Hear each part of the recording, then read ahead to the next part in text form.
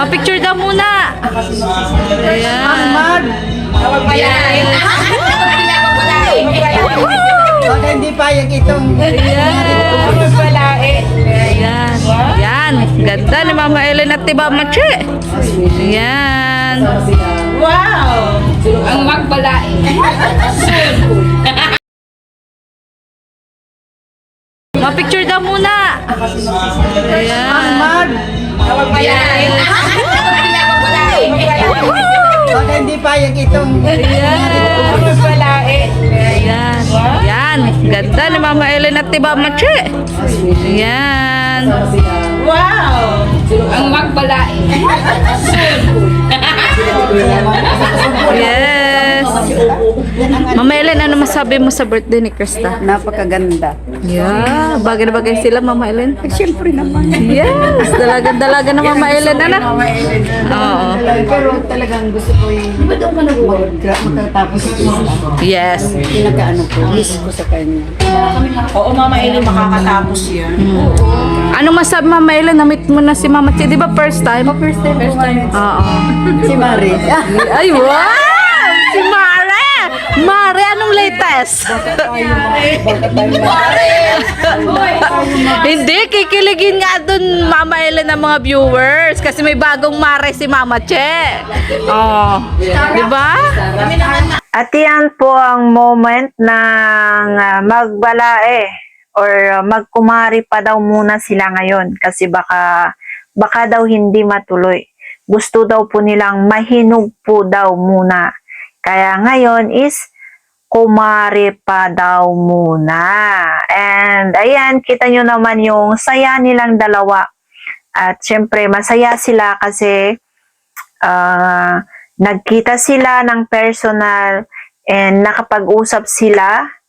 And ramdam din naman po natin na talagang supportive po sila kina Michael at si Krista. Si Nanay Ellen is nasa edad na rin pero still pa rin nakasupport pa rin po siya kay Kalingap Mikoy, ano? And ganun din po si Kalingap Mikoy is talagang napaka supportive niya rin sa kanyang mga magulang. Ganun din po si Krista. Kung talagang sila, Kasi kami, okay lang naman. willing naman kami kung sila ay magkakaso na yung okay. Yes.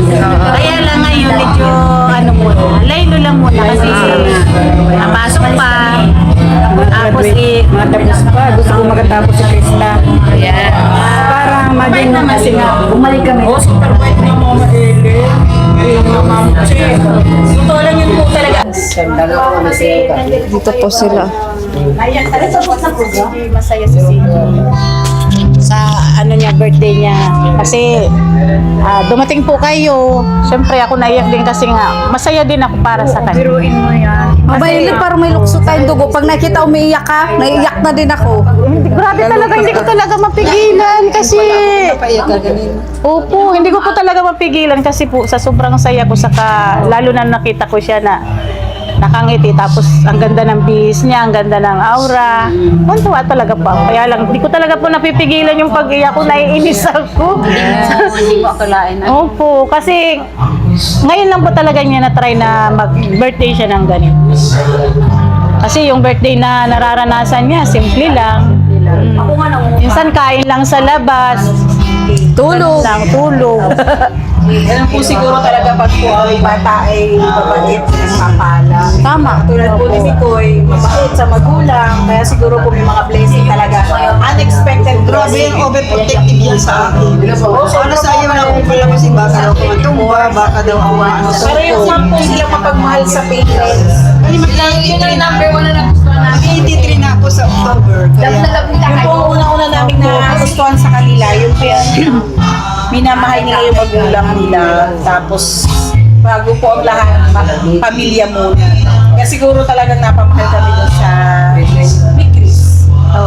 At turing na nga ho namin anak na pag may nagtatanong sa akin, sino ba yung pinopos mo anak ko taga Bicol. Maraming maraming nanay talaga sila. Meron ka palang anak sa Bicol, Miss. Maraming nanay. Lalo na nung nagpunta po kami ng Hong Kong, talagang grabe. Talagang ang saya po namin kasi ang dami talagang nagmamahal po sa kanila. Sobra. Kaya enjoy naman yung dalawa. Nahayaan lang namin kasi moment nila yan eh. Hindi naman sila yung masyadong close. Ayoko na. Hindi naman sila masyadong Hindi naman po ano naman po, kumbaga may control naman po sila. Hindi naman po yung, ako nga sabi ko nga kay Krista, baka masyado ka nang nai-inlove o nai-inlove ka. Hindi naman mama kasi may pinag-uusapan naman po sila. Eh, si Miko yun. Mix, nag-uusap na sila ng masinsinan. Ano daw?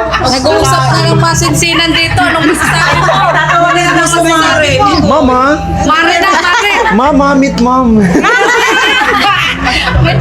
Yan pa lang po talaga sila. Sabi mo naman, Mama Ellen. Yan lang sila. Kay Mama Che. Ngayong nakilala mo. natutuwa kung makilala ko sa first time na makita ko siya. Kasi ano siya, mabait siya. Ako kasi mabilis akong magano yung loob kapag mabilis po talaga. Wakam lang po.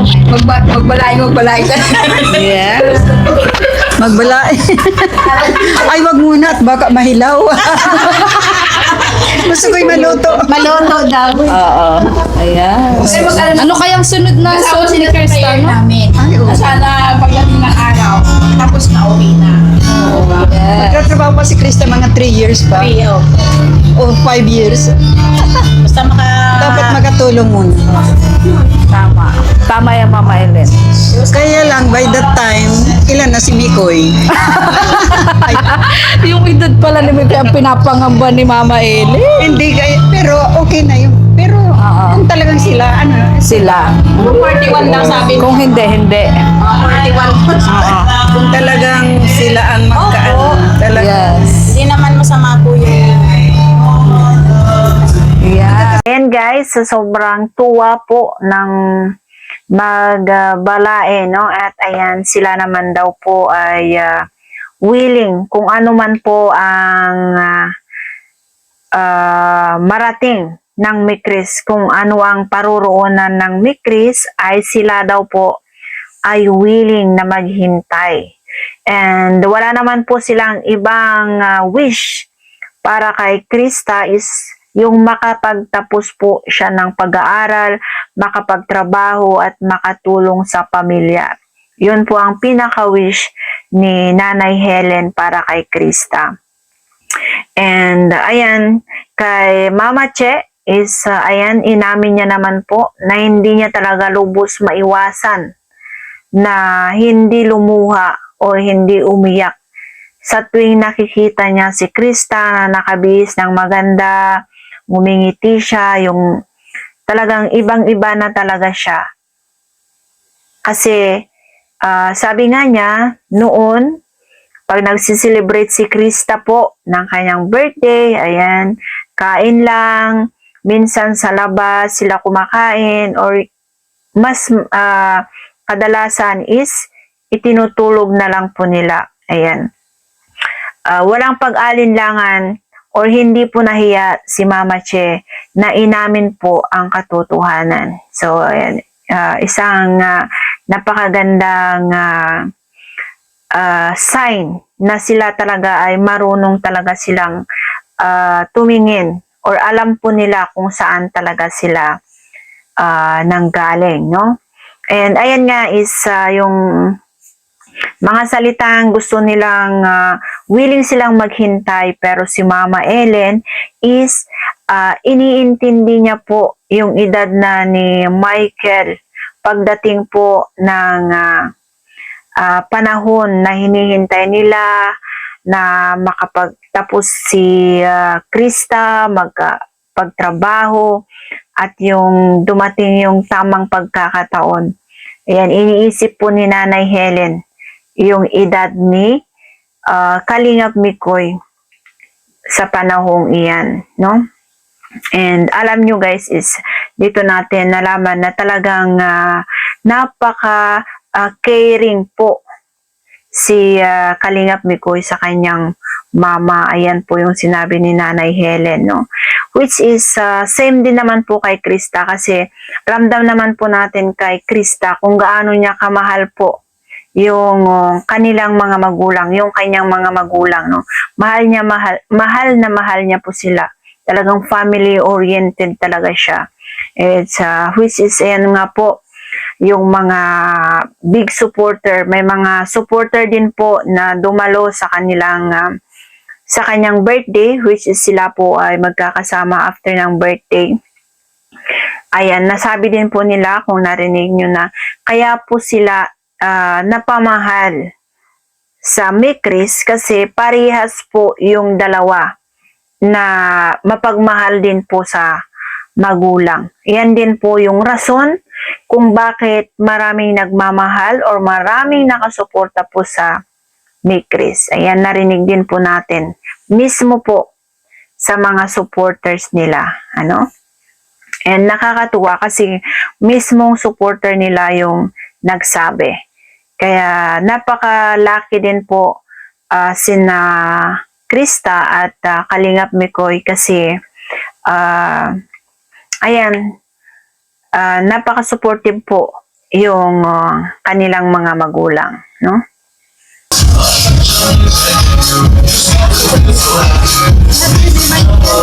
Po? Hindi po. Dito po sila matulog. Tricycle lang po. Opo. Bukas pa po sila. Kaya mo pala.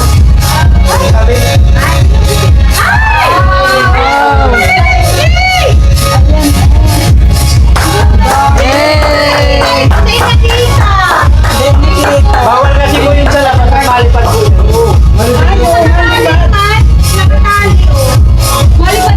Madadala po yan. Kasama ng pera. Ano yan ang 16,000? Wow, thank you so much. Kayo nagaling pa. Mikris Milan. Thank you so much, may Chris Milan. Thank you, thank you. Oo nga. Thank you so much po. Salamat po. And ayan, ito na rin yung pagkakataon na inopen po nila, kung nakita natin nung gift giving po, yung may balon sa isang malaking bola, no? Isang ganyan na kristal, bulang kristal na may balon po sa loob, which is ayan po ay lumilipad po yun. Kaya hindi po yun binuksan sa labas kasi po ito po ay lumilipad and meron po siyang balon po doon na mahihila. Pagka yun ay tataas is hihilain po yung nasa ilalim and yun po yung may pera. And that is worth of 16,000 and iyan po ay galing po sa Mikris Milan International. So ayan, nakakatuwa po at iyan po yung mga kaganapan after the event. And syempre, lahat po ay masayang natulog, masayang umuwi sa araw na yon. Syempre, maraming salamat po kina Kalingap Rab sa pagkakataong ito ay naranasan ni Krista itong napakagandang celebration ng kanyang birthday at syempre sa mga sponsor at sina Boss Alvin, ayan, maraming salamat kay Kuya Val, ayan, at sa lahat ng mga sumusuporta sa Mikris at mga Team Kalingap supporter. At ayan po ang ating kunting reaction and maraming salamat po, bye-bye and God bless.